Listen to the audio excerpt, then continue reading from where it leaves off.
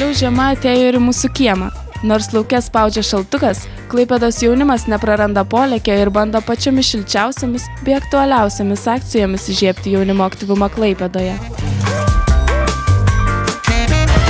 Neseniai Senamiestyje Tiltų gatvė 3 atsidariusi jaunųjų menininkų galerija Kultūros namai sausio 13 dieną kvietė visus į pirmąjį, vos prasidėjusio susitikimų ciklo su jaunaisiais menininkais vakarą.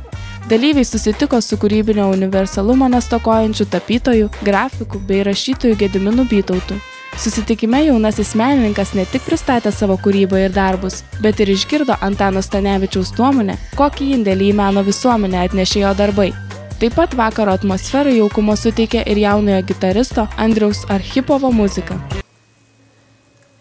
Iš tiesų, aš apskritai buvau sužavėta, kad Klaipėdoje atsirado toksai menininkų namai, ar ne, tai kadangi pati stengiuosi būti arčiau to meno, nors kažko konkretaus dar nekuriu, tai iš esmės stengiuosi ir pabūti šalia tų žmonių, kurie kuria, iš kurių galima paimti pavyzdį, iš kurių galima kažko pasisemti. Pamėgtame Facebook'e pamačiau skelbimą, kad organizuojamas vakaras su menininku Gediminu Bytautu.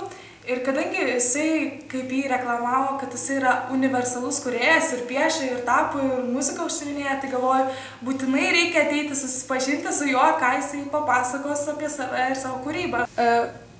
Koks yra šių susitikimų su jaunaisiais menininkais tikslas? Susitikimų tikslas yra gal pristatyti ir atskleisti pačių menininkų asmenybės. Ir tai daroma atviroje tokioje erdvėje, mūsų kultūros namuose, tam, kad kiekvienas susidomėjęs galėtų ateiti ir pasižiūrėti iš tikrųjų ne tik tais darbus, bet ir suprasti patį menininką, jo idėją, kodėl jisai tai daro, kodėl jisai kūrė, kas jį įkvepia. Unikaliai bei šiltai sausio 13-ąją Laisvės gynėjų dieną paminėjo Klaipėdos valstybinės kolegijos studentų sąjunga. Jie 7 metus iš eilės kvietė į jau tradicinių tapusį renginį prie Laisvės laužo. Renginyje žiūrovai išvydo šokių kolektyvo Vėtrungė ir Povilo Fokino šokių teatro pasirodymus. Klausėsi dainininko Pauliaus Stalionio dainų bei visą naktį kūreno laužą, alsuojant laisvės ir pagarbos žuvusiems dvasia. Klaipėdos jaunimo organizacijų asociacija Apskritasis stalas sausio 18 dieną Klaipėdos Vydūno vidurinėje mokykloje pristatė savo vykdomo projekto nevyriausybinės organizacijos iš arti metu sukurtus trumpametražius filmukus apie 5 Klaipėdos jaunimo organizacijas.